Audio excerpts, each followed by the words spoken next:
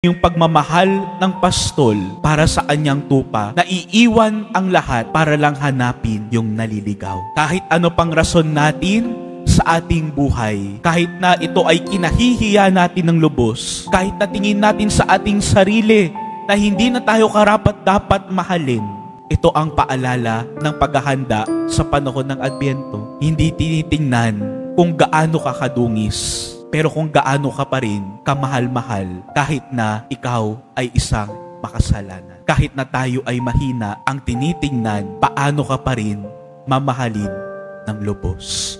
Paano ka ibabalik doon sa komunidad.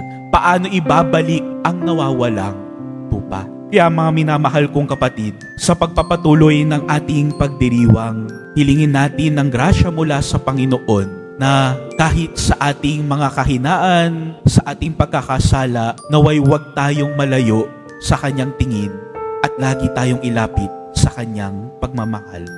Amen.